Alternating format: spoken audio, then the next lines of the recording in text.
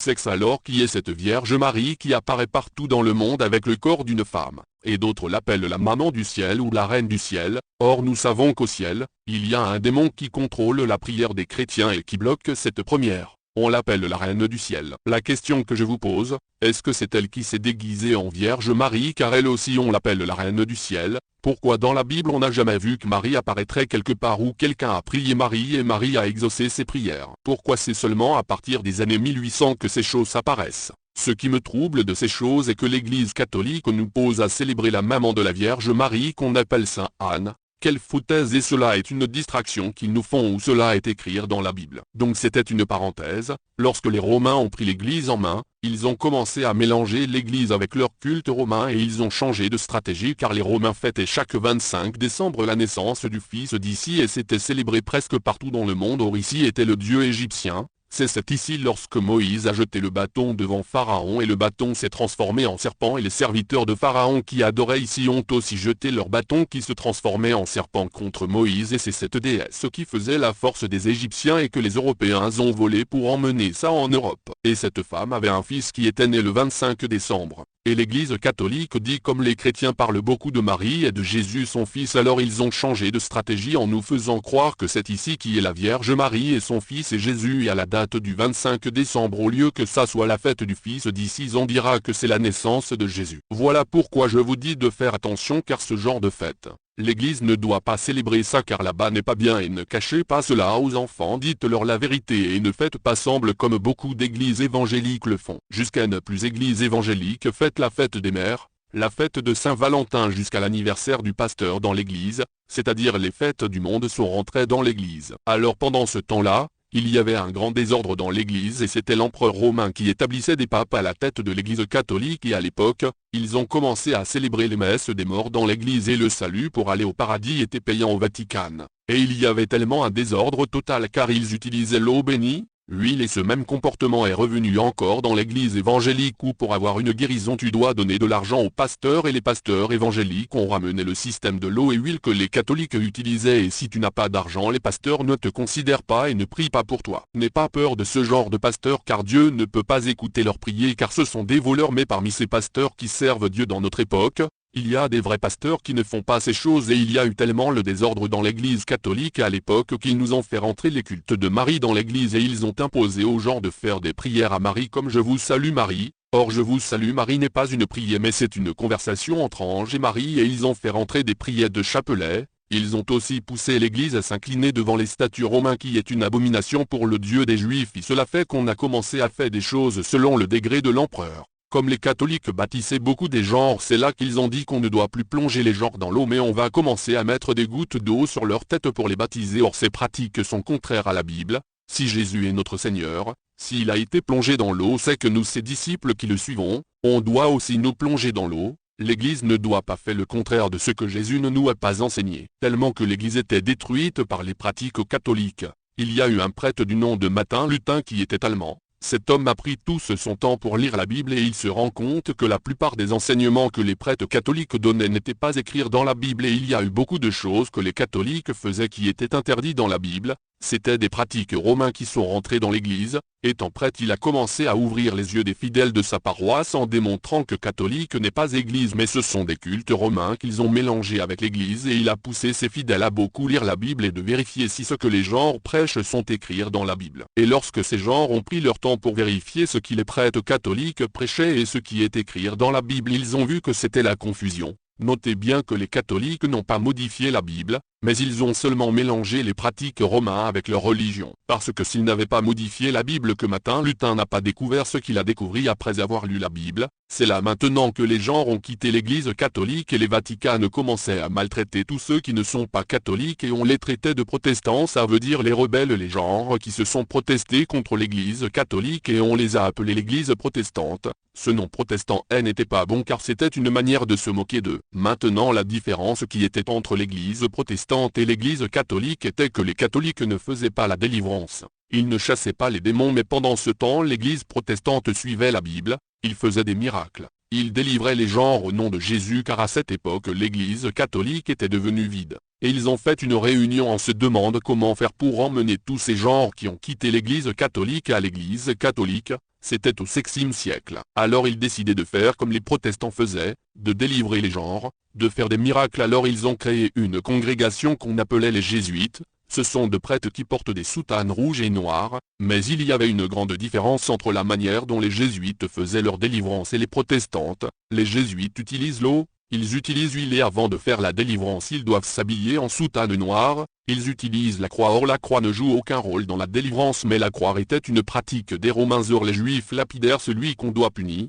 La croix est une malédiction selon la Bible, donc on ne doit pas porter la croix sur soi pour se balader. Lorsque tu portes la croix, c'est comme si tu dis au genre je suis maudit, car la croix n'est pas une bonne chose comme on nous fait croire, mais c'est la résurrection de Jésus qui est une bonne chose pour nous les chrétiens. Selon eux, c'est lorsque le prêtre verse l'eau sur le possédé, c'est ça qui est la délivrance. Tu ne verras jamais un prêtre chasser un démon au nom de Jésus. Ils utilisent toujours l'eau pendant la messe, tandis que les protestants n'utilisent pas toutes ces choses, et ils guérissaient et chassaient les morts au nom de Jésus selon ce que dit la Bible. L'eau bénie et huile ne peut pas chasser un démon si ce n'est que le nom de Jésus. Et quand les gens ont vu que les catholiques ont fait sortir des jésuites qui faisaient des délivrances, les gens ont cru que les catholiques faisaient la même chose que les protestants, et c'est pour cela que certains se sont retournés à l'église catholique. Avec beaucoup de temps, il y a eu un autre groupe de réveil tel que les Assemblées de Dieu qui sont sortis de l'église protestante, et dans les années 1920 il y a eu un groupe de réveil qu'on appelait les églises de réveil. Ils ont amené un vent de réveil spirituel et cela a fait que l'église catholique se vidait pour une deuxième fois.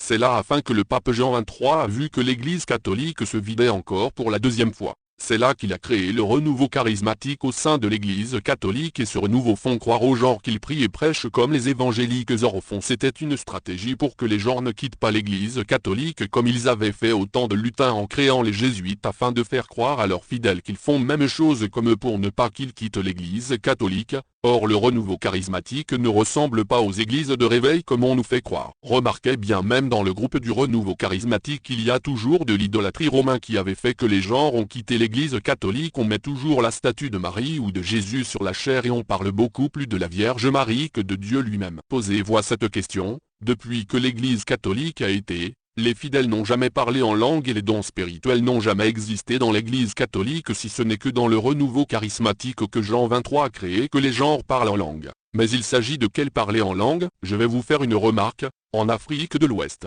presque la majorité des Ouest africains sont nés avec des dons spirituels. C'est-à-dire qu'ils communiquent avec des démons comme l'homme parle avec l'homme, et ce n'est pas dans leurs rêves. D'autres depuis leur naissance voyant des esprits, et la majorité peut prophétiser sur toi et cela se réalise dans vie. Or en Afrique de l'Ouest la majorité des populations adorent l'eau, la forêt, les fêtes de génération, la fête d'Ignam. Or pendant ces fêtes celui qui mange la nourriture est procédé automatiquement. Notez bien aussi que derrière chaque don spirituel il y a un esprit. Or Dieu ne donne pas les dons spirituels à la naissance, mais il donne des talents à tout homme. Maintenant les dons de Dieu, on les reçoit lorsque tu acceptes Jésus-Christ et non à la naissance, car on ne naît pas enfant mais on devient enfant de Dieu selon Jean 1 verset 12 à 13. Celui qui accepte Jésus communique avec le Saint-Esprit, et celui qui a reçu les dons à la naissance communique avec les esprits qu'adoraient ses parents. La fête de génération, l'adoration de la forêt et l'adoration de l'eau, et on leur fait croire que c'est Dieu qui leur a donné à la naissance. Alors de quel Dieu s'agit-il? Car Satan aussi est appelé Dieu, mais un faux Dieu, et beaucoup utilisent ces dons sataniques dans le renouveau charismatique. Même des faux pasteurs utilisent ces mêmes dons dans des églises évangéliques, et ils nous font croire qu'ils ont reçu ce don à la naissance, et quand ils sont venus à l'église Dieu a purifié ces dons. N'importe quoi. Est-ce qu'on purifiait un démon? Or on doit chasser les démons et les dons que tu as reçus à la naissance loin de ton corps. Beaucoup de personnes utilisent ces dons dans le renouveau charismatique et nous font croire que c'est Dieu qui le parle. Tu ne sais pas qu'un féticheur peut prophétiser sur quelqu'un et cela peut s'accomplir dans sa vie. Cela ne fait pas de ce féticheur un homme de Dieu. Et quand tu regardes ces choses, tu as comme l'expression que le renouveau charismatique est pareil aux églises évangéliques, mais cela est faux car les pratiques se ressemblent mais les esprits qui règnent dans ces religions ne se ressemblent pas. Voilà pourquoi les chrétiens doivent discerner ce qui se passe dans leur église si c'est pareil à la Bible, car le diable copie ce que Dieu fait afin de te faire croire que c'est Dieu, pourtant c'est Satan qui est en bas. Ils veulent vous faire croire qu'il y a un changement, or c'est faux car vous priez toujours le Dieu romain. Évitez les églises qui utilisent des bougies pendant les cultes comme on fait à l'église catholique pendant la messe, et dans le nouveau charismatique, les francs-maçons et les féticheurs utilisent des bougies pendant leur culte. Écoutez ce verset, Acte 17 versets 10 à 11. Aussitôt que les frères firent partir de nuit Paul et Silas pour Bérée, lorsqu'ils furent arrivés, Ils entrèrent dans la synagogue des Juifs. Ces Juifs avaient des sentiments plus nobles que ceux de Thessalonique. Ils reçurent la parole avec beaucoup d'empressement, et ils examinaient chaque jour les Écritures, pour voir si ce qu'on leur disait était exact. La Bible dit, les chrétiens de Bérée vérifiaient ce qu'on leur prêchait si cela était écrit dans la Bible, mais toi tellement que tu aimes ton Église, ton pasteur, ton prêtre, quand on te montre quelque chose dans la Bible qui est contraire de ce qui se passe dans ton Église, tu es prêt à agresser la personne qui te parle au lieu de vérifier si ce que cette personne a dit est écrit dans la Bible. D'autres même frappent. Il y a même des pasteurs qui envoient des gens pour aller frapper quelqu'un qui a parlé mal d'eux. Que dit la Bible? Lorsqu'ils sont venus attraper Jésus la nuit, Pierre a coupé l'oreille d'un soldat romain, c'est-à-dire qu'il voulait défendre Jésus physiquement et Jésus lui a dit retire ton épée. Tu ne sais pas que celui qui tue par l'épée mourra pas l'épée. Cela veut dire qu'on ne défend pas une église, un homme de Dieu ou une mosquée parce que quelqu'un a parlé mal de lui. Et devinez maintenant, si la personne qui te parle a raison devant Dieu et que toi tu le frappes, tu connais quelle malédiction que tu auras. Voilà pourquoi Jésus a dit à Pierre retire ton épée. C'est ça qu'on vous dit que les affaires de Dieu sont très glissantes. Posez-vous cette question. Pourquoi il y a eu deux papes vivant au même moment? Je parle du pape Benoît XVI et le pape François qui est le seul pape jésuite. Or il n'y a jamais eu un pape qui a vu son succédé de son vivant, et ces deux papes ont déclaré deux autres papes saints le même jour, Jean XXIII et Jean-Paul II. Est-ce que la prophétie du pape Jean XXIII qui dit que le dernier pape catholique sera un pape noir? Il ne parlait pas de peau noire mais il parlait des prêtres qui s'habillent en noir, les jésuites. Or pape François est le seul jésuite qui est devenu pape depuis que l'église catholique existe. Est-ce lui le pape que Jean XXIII a prophétisé? Lisons ce verset. 2 Corinthiens chapitre 11 versets 13 à 15. Ces hommes-là sont de faux apôtres, des ouvriers trompeurs, déguisés en apôtres de Christ. Et cela n'est pas étonnant, puisque Satan lui-même se déguise en ange de lumière. Il n'est donc pas étrange que ces ministres aussi se déguisent en ministres de justice. Leur fin sera selon leurs œuvres. C'est pour vous dire.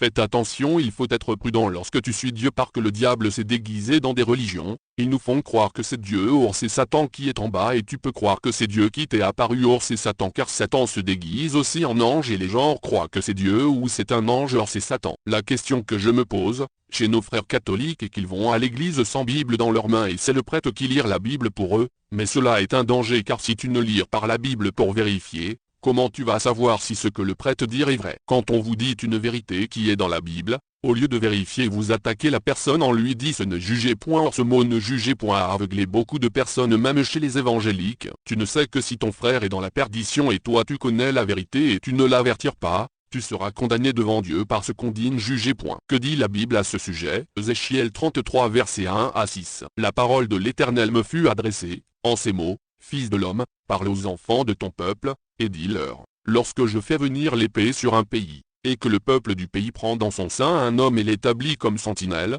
si cet homme voit venir l'épée sur le pays, sonne de la trompette, et avertit le peuple, et si celui qui entend le son de la trompette ne se laisse pas avertir, et que l'épée vienne le surprendre, son sang sera sur sa tête. Il a entendu le son de la trompette, et il ne s'est pas laissé avertir, son sang sera sur lui, s'il se laisse avertir. Il sauvera son âme. Si la sentinelle voit venir l'épée, et ne sonne pas de la trompette, si le peuple n'est pas averti, et que l'épée vienne enlever à quelqu'un la vie, celui-ci périra à cause de son iniquité, mais je redemanderai son sang à la sentinelle. Donc arrêtez vos mots, ne jugez point car c'est une stratégie du diable afin d'empêcher la vérité d'être prêchée et que toi tu restes toujours dans la prison du diable, même si ton pasteur fait des bêtises dans l'église et que toi tu connais la vérité, tu dois lui parler avec l'amour et le respect. La Bible dit le juste juge tout, mais nous ne devons pas laisser les gens de Satan détruire l'église avec leurs mauvais enseignements ou pratiques dans l'église. Tout ce qu'un pasteur ou un prêtre te prêche ou te dire, si ce n'est pas écrit dans la Bible, rejette ça et n'accepte pas car plusieurs religions sont sous la domination de Satan et ils nous font croire que c'est Dieu. Acte 17 versets 10 à 11. Aussitôt les frères firent partir de nuit Paul et Silas pour Bérée. Lorsqu'ils furent arrivés, ils entrèrent dans la synagogue des Juifs. Ces Juifs avaient des sentiments plus nobles que ceux de Thessalonique. Ils reçurent la parole avec beaucoup d'empressement, et ils examinaient chaque jour les Écritures, pour voir si ce qu'on leur disait était exact. Or ces disciples vérifiaient tous ce qu'on les prêchait dans les églises si cela était écrit dans la Bible. Mais toi à ton tour on te dit ne jugez point, il faut accepter seulement. Ne soyez pas comme les moustiques, on veut les tuer et ils croient qu'on les acclame. Comme les moustiques, on veut les tuer et ils croient qu'on les acclame. Comme les moustiques,